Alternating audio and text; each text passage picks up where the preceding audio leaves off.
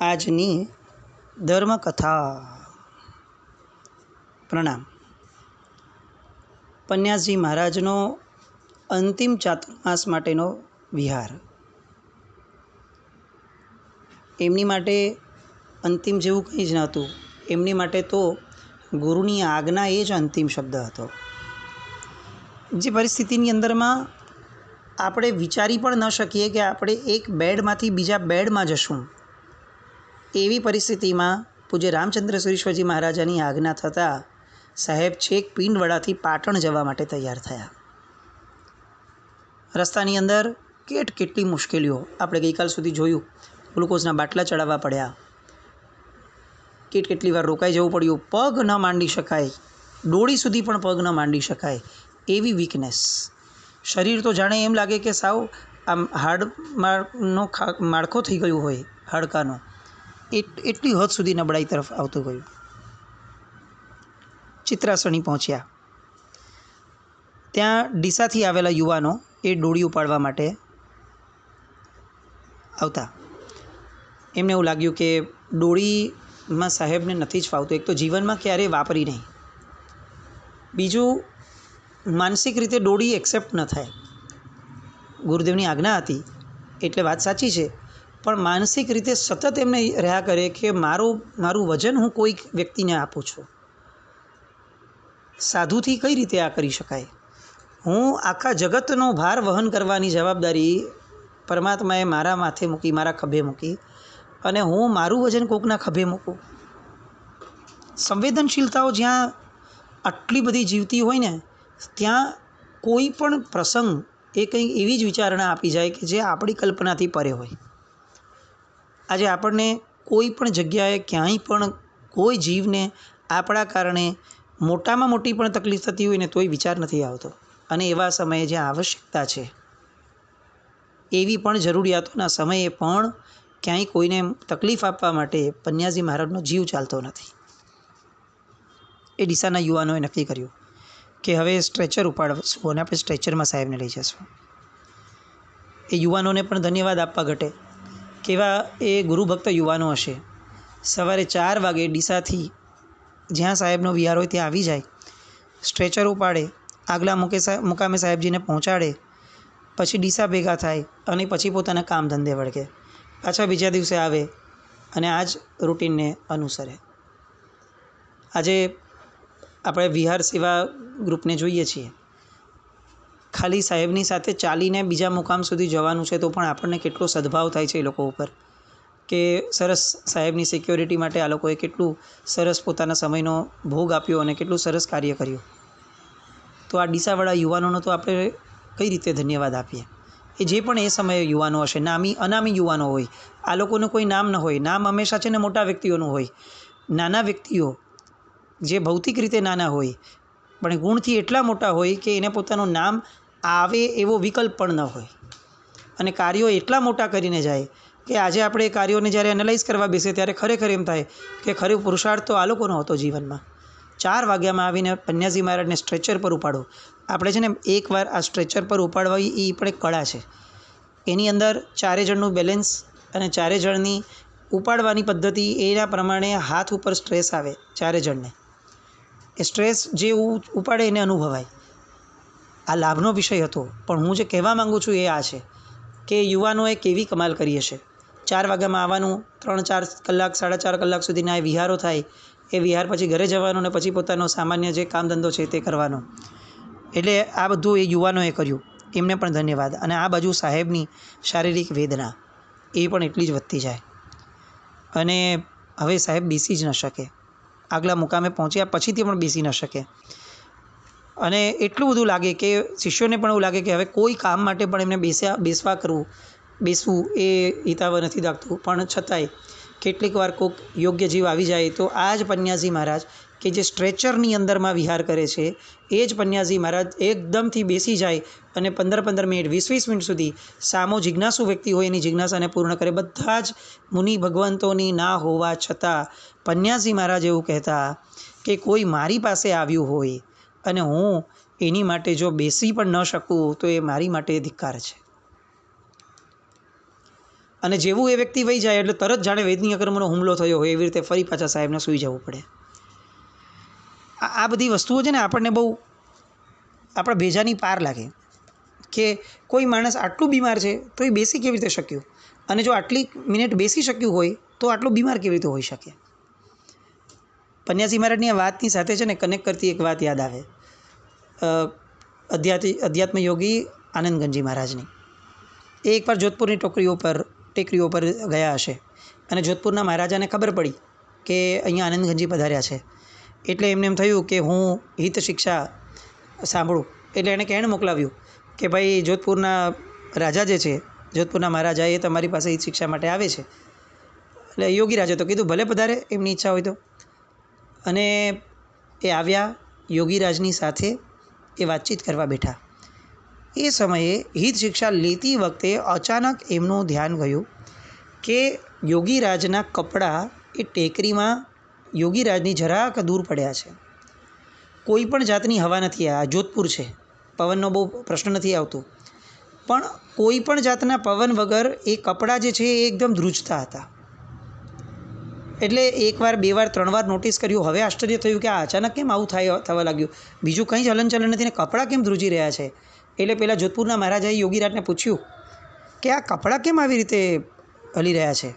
અને ત્યારે યોગીરાજે એમને કીધું કે એ કપડામાં મારા તાવના પૂતગલો મેં મૂક્યા છે. આ તમારી સાથેનો યોગ પૂરો થશે ને વાતચીતનો, એ પછીથી મારા શરીરમાં ભરાયેલો જે તાવ છે એને હું ફરીથી મારા શરીરમાં લઈ લઈશ. અત્યારે સમયગાળો પૂરતો, આપણી સત્સંગ પૂરતું આને મેં સાઈડ ઉપર બાજુમાં મૂક્યા છે. યોગીઓનું જીવન એ કલ્પનાની બહારનું જ હોય. એ પોતાના તાવના પૂતગલોને પણ પોતે બહાર કાઢી શકે અને પાછા અંદર લઈ પણ લે. એમ નહીં કે ચાલ હવે બહાર કાઢ્યા છે તો હવે પાછું કોણ અંદર લે બીમારીને. આવું કોઈ વિકલ્પ જ ન હોય. એ નિષ્કારણ ઉપકાર કરવા માટે જ જન્મ્યા હોય. આવું કંઈક સાહેબના જીવનમાં પણ વર્તાય. અને પાછી જાગૃતિ કેવી હોય. આ જ વિહારની અંદરમાં પ્રભાકર વિજયજી મહારાજ સાહેબે સાહેબજીને પચકાણ પરાવડાવ્યું એકવાર. હવે પચકાણ બોલતી વખતે એકાદ બે શબ્દો જરા આગળ પાછળ થઈ ગયા હશે. સાહેબ જનરલી બીજું કોઈ હોય તો તરત શું કે, મોટા મહારાજ હોય તો કે તમારી આ ભૂલ થઈ છે, આ બરાબર બોલો, આ આવી રીતે ન બોલાય, અને આ રીતે બોલાય. પણ આ તો પન્યાસી મહારાજ હતા. આપણે આગળ લીધું એમ ક્યારે પણ કોઈને નેગેટિવ શબ્દ ન બોલે. એમની દરેક વાત પોઝિટિવ જ હોય. એટલે બે જ શબ્દોની અંદરમાં એમણે પૂરું કરી દીધું. પ્રભાકર વિજયજી મહારાજ સાહેબને કીધું કે ફરી બોલો. પ્રભાકર વિજયજી મહારાજ સાહેબને તરત ખ્યાલ આવી ગયો કે પોતાનાથી ભૂલ થઈ છે, ગૂંચવાડો થયો છે. એટલે એમણે કીધું પણ ક્યાંય પણ તમારી ભૂલ થઈ છે આવું નહીં, ફરી બોલો બસ. એક પણ વેણ કટું ન થવું જોઈએ. આ પન્યાસી મહારાજનો જીવનનો ક્રમ આવી બીમારીમાં પણ. ત્યાંથી સાહેબ પાલનપુર થઈને ચંડીસર આવ્યા. ત્યાં સંઘે સામયું કર્યું. ત્યાંથી ડીસા આવ્યું એટલે ડીસા એકદમ રોમાંચિત થયું. 4 દિવસ અહીંયા રોકાવાનું હતું. હવે પાટણ તો 50 કિલોમીટર માંડ દૂર છે. એટલે હવે ચારૂપ તરફ વિહાર કર્યો. રસ્તામાં રાજપુર, જૂના ડીસા, આસેડા, કોઈટા, જગરાણ વગેરે જગ્યાઓ એક દિવસ રોકાયા. ચારૂપ આવ્યું અને ગચ્છાધિપતિ શ્રી પાલનપુરથી વિહાર કરીને ચારૂપ ભેગા થયા. અને પોતાના ગુરુને જોઈને જાણે પોતાના શિષ્યની આત્મજ્યોતિ વધુ પ્રજ્વલિત થઈ હોય એવું લાગે. આ ચારૂપ એટલે અષાઢી શ્રાવકે ભરાવેલા 3 ભગવાન જે છે આ જગતમાં અત્યારે, એમાંના એક ભગવાન ચારૂપ પાર્શ્વનાથ ભગવાન. અહીંયા અષ્ટાનિકા મહોત્સવ યોજાયો બંને ગુરુ ભગવંતના નિશામાં. એવું કહેવાય છે કે આ ભગવાનનું નામ ચારૂપ એટલા માટે પડ્યું કારણ કે એક જ દિવસમાં, એટલે દરેક દિવસે ભગવાન 4 અલગ અલગ રૂપ કરે છે. પન્યાસી મહારાજે પોતે અનુભવ્યું. આવી અશક્તિમાં પણ 4 વાર દર્શન કરવા જાય અને 4 રૂપો અનુભવે. આમ અનેક રીતે આ 8 દિવસમાં પરમાત્માની ભક્તિને એમણે માણી. ગુરુ અને શિષ્ય બંને જાણે ભેગા થઈ અને દૂર દૂરથી ભક્તો પણ પધારે આ બંનેના સાનિધ્યને જોવા અને માણવા માટે. એ રીતે આટલું સરસ મજાનું અનુષ્ઠાન થયું. અને હવે તો પંચાસરા પાર્શ્વનાથ ભગવાનની ભૂમિ એ ફક્ત 12 કિલોમીટર દૂર હતી. અને સંવત 2035 અષાઢી બીજના દિવસે એ સોનાનો સૂરજ જાણે સાહેબને આવકારવા માટે આવ્યો હોય એવી રીતે પાટણ નગરની શેરીઓ ધજા, પતાકા, તોરણ, દરવાજાઓ આ બધાથી સજ્જ થઈ અને પોતાના પનોતા પુત્રના અને રામચંદ્ર સુરેશ્વરજી મહારાજાના સ્વાગત માટે આતુર થઈ. એ ચાતુર્માસ દરમિયાનમાં અધ્યાત્મ યોગી પન્યાસ પ્રવર ભદ્રંકર વિજયજી ગણિવર્ય સાથે સુવિશાળ ગચ્છાધિપતિ રામચંદ્ર સુરેશ્વરજી મહારાજા, સુદીર્ઘ સંયમી શ્રીમદ ભુવન સુરેશ્વરજી મહારાજા, શ્રીમદ વિજય કનકચંદ્ર સુરેશ્વરજી મહારાજા, શ્રીમદ વિજય મહોદય સુરેશ્વરજી મહારાજા, પૂજ્ય ઉપાધ્યાયજી શ્રી મહિમા વિજયજી મહારાજ, પન્યાશ્રી ભદ્રાનંદ વિજયજી મહારાજ, પન્યાશ્રી પ્રદ્યોતન વિજયજી ગણી અને પન્યાશ્રી વિચક્ષણ વિજયજી ગણી આદિ 63 સાધુ ભગવંતો અને 300 સાધ્વીજી ભગવંતો એમણે એ ચાતુર્માસ માટે પાટણની પુણ્યભૂમિ ઉપર પદાર્પણ કર્યું.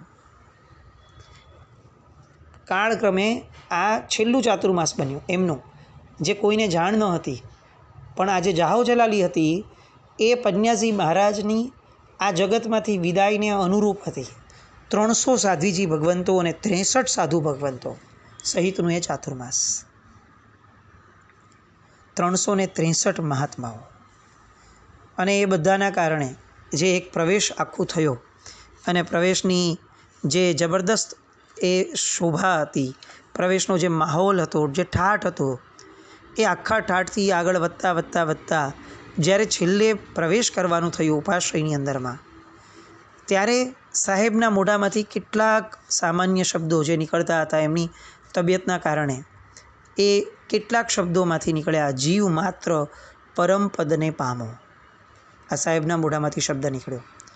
સંસાર દુઃખરૂપ છે છતાં પણ સુખરૂપ લાગે છે, અને મોક્ષ સુખરૂપ હોવા છતાં આપણને એમાં સંદેહ થાય છે. સંસાર સારો નથી પણ ખારો છે, અને જે જેવું હોય તેને તેવું માનવું જોઈએ છતાં આપણે માનતા નથી, એ આપણી કઠણાઈ છે. બસ આ જ ખોટો આગ્રહ, આ જ દુરાગ્રહ અને આ જ કદાગ્રહ, આખા જગતના આવા કદાગ્રહો ટળે એવી પરમ કૃપાળુ પરમાત્માને પ્રાર્થના. આટલી સરસ મજાની વાંચના જે પન્યાજી મહારાજના શરીરની અંદરમાં કંઈ જ બચ્યું નથી એવું કહી શકીએ, એ સ્થિતિમાં પણ પન્યાજી મહારાજ દ્વારા અપાય. નવકારમાં મોક્ષ આપવાની તાકાત છે, અને મોક્ષ વિના બીજું કંઈ પણ માંગવું એ માંગનારની નબળાઈ છે. આવા કેટલાક શબ્દો પૂજ્ય રામચંદ્ર સુરેશ્વરજી મહારાજાએ પણ એ સમયે માંગલિક પ્રવચનની અંદરમાં લીધા. આપણને ખરેખર લાગે કે ગુરુને જ્યાં સુધી આપણે મનુષ્ય જોયા કરીએ છીએ ને, ત્યાં સુધી એ ગુરુ આપણને ફળતા જ નથી. કારણ કે જેવું મનુષ્ય જોવાનું શરૂ કરીએ એટલે આપણને એમનામાં કેટલા બધા દોષો દેખાય. ગુરુ એક મનુષ્ય નથી, એ દેવ છે, એવું જ્યાં સુધી નહીં માનીએ ત્યાં સુધી જીવન સફળ નહીં થાય. આજે પન્યાજી મહારાજની જે શારીરિક સ્થિતિ હતી એને જોઈ અને આપણે મનુષ્ય તરીકે આપણે એ જ જોયા કરશું કે ઓહો સાહેબ કેટલા બીમાર છે, સાહેબ કેટલા બીમાર છે.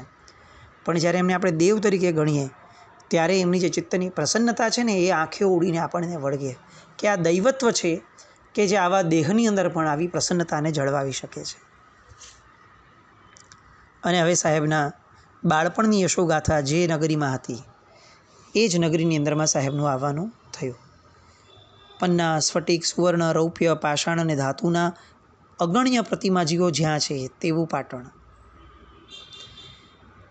ચિંતામણી પાર્શ્વનાથ ભગવાન કે જેમની પલાઠીમાં 1.25 મણ ચોખા સમાઈ જતા હતા, એવા તો કેટલા પરમાત્માઓ કે જે એ ચાતુર્માસ દરમિયાનમાં સાહેબને બાંધવા હતા. 1 લાખ ઉપરની પાટણની એ સમયની વસ્તી. અને જરા પણ અતિશયોક્તિ વગર કહું, પન્યાજી મહારાજના એ ચાતુર્માસના પ્રવેશ સમયે સામૈયામાં 70,000 થી 80,000 માણસો હાજર હતા. ફરી એકવાર, પાટણની કુલ વસ્તી 1 લાખ જણની, કુલ વસ્તી, હું જૈનોની વાત ન કરું, કુલ વસ્તી 1 લાખ જણની, અને સાહેબના સામૈયામાં 70,000 થી 80,000 જેટલા વ્યક્તિઓ હાજર. કોક પાણીની નીક ઉપર, તો કોક છાપરા ઉપર, કોક ઘરના ધાબા ઉપર, જાણે કીડિયારું ઉભરાયું હોય. ન ભૂતો ન ભવિષ્યતી એવું સામૈયું. 4 કલાક સુધી શેરીઓમાં ફર્યું, સૌ પંચાસરા પહોંચ્યા. અને બાળપણમાં સુખડી વટથી આગળ વધતા વધતા સોપારી વેચનારા જ્યાં વસતા તે પોતાનું જન્મસ્થાન એવું ફોફલિયાવાડની પોળની શેરીનું શાંતિનાથ ભગવાનનું જિનાલય, મનમોહનજી શેરીના મનમોહન પાર્શ્વનાથ ભગવાનનું જિનાલય, વખતજીની શેરીના સંભવનાથજી ભગવાનનું જિનાલય, મુનિસદ સ્વામી ભગવાનનું જિનાલય, ચૌધરીની શેરીના નિમિનાથ ભગવાનનું જિનાલય, આ બધા જિનાલયોએ પરમાત્માના દર્શન કરતાં કરતાં પોતાનું બાળપણ પન્યાજી મહારાજ યાદ કરતા હતા.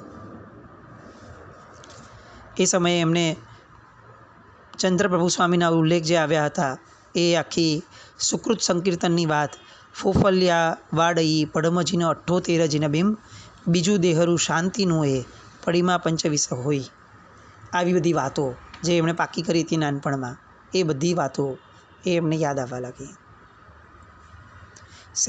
સુશકર શ્રી પંચાસરો પાસ પાટણપુરનો રાજ્યો, સખે પાસું પંચાસરાધીશ પેખવું હુવવું, હર્ષ્યું કેતવું ન જાણવું સુલેખવું, કિયા પાછી લઈ જન્મી જે પુણ્યકાજ, ફલિયા સામટા દેવ દીઠઈ તે આજો, પાસ પંચાસર ભેટિયા હો, દુષ મેટ્યો મુજ ઘર આંગણે.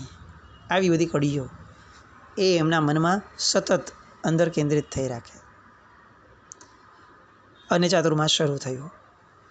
સ્વાધ્યાય વધતો જાય એમ એમ શારીરિક તકલીફો વધતી જાય, માંદગી વધતી જાય, નબળાઈ વધતી જાય, અને સાથે સાથે સમાધિનો રસ પણ વધતો જાય.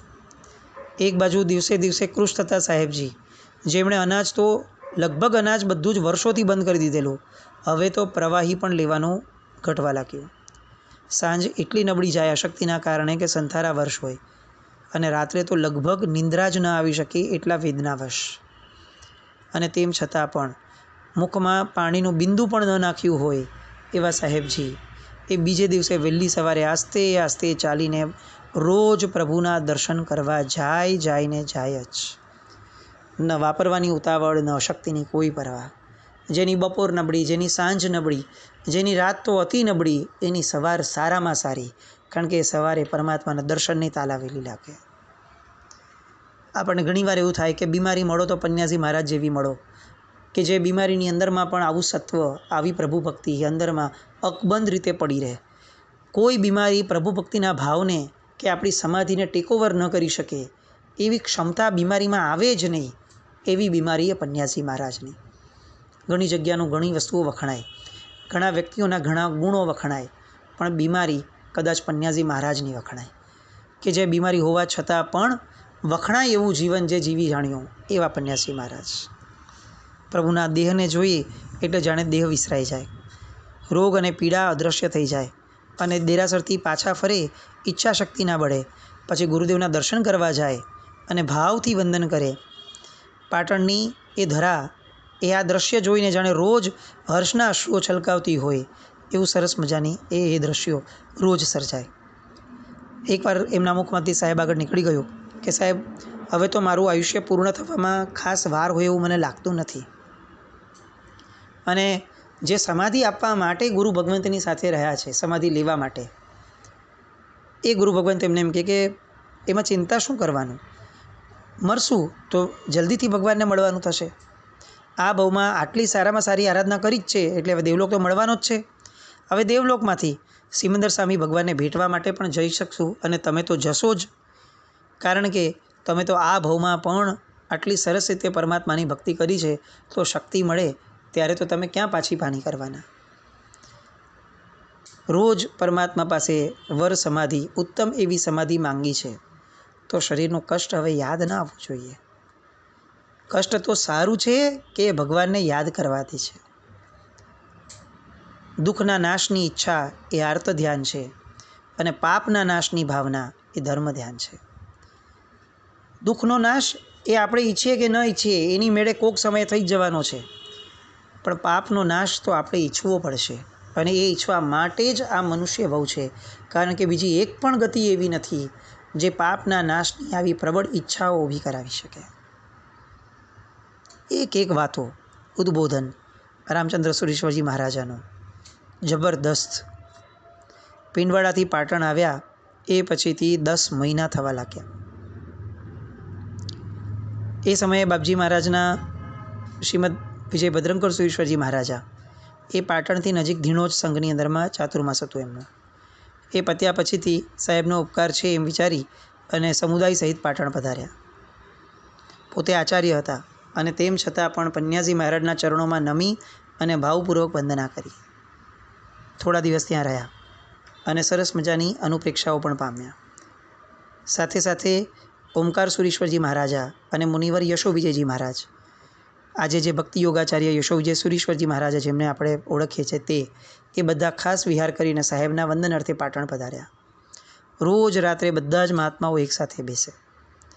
અને પન્યાસી મહારાજે એકવાર એમને બધાને બેઠા હતા ત્યારે એમને કેટલીક ચાવીઓ આપી. આજે પણ આપણે ભક્તિ યોગાચાર્યને સાંભળીએ તો ચોક્કસપણે વારંવાર એવું સાંભળવા મળે કે મારા સાધના ગુરુ એ તો પૂજ્ય પન્યાસજી ભદ્રંકર વિજયજી મહારાજા હતા. કેટલા બધા વ્યક્તિઓ, પૂજ્ય મુક્તિદર્શન સુરીશ્વરજી મહારાજા, અચૂક એમના મુખમાંથી નીકળે કે અમે આજે જે પણ કંઈ છીએ એમાં પન્યાસજી મહારાજનો બહુ મોટો ઉપકાર છે. પૂજ્ય કલાપણ સુરીશ્વરજી મહારાજા એ તો પૂર્ણપણે પોતાના પિતા તરીકે, એ માનસ પિતા તરીકે એ પન્યાસજી મહારાજને માનતા. આવા કેટલા બધા વ્યક્તિઓ. અને એમાંથી આ ભક્તિ યોગાચાર્ય એ જ્યારે એમના મુનિપણામાં હતા ત્યારે એ બધા જ મહાત્માઓ બેઠા હતા અને એક અનુપ્રેક્ષા વિશેષપણે જે શેર થઈ એ અનુપ્રેક્ષા અને પછી સાહેબની બીજી બધી વાતો એ બધા માટે ફરીથી આવતીકાલે મળીએ. જીના આજ્ઞા વિરુદ્ધ કંઈ પણ બોલાવ્યું તો મિચ્છામિ દુક્કડમ. જૈનમ જયતિ શાસનમ.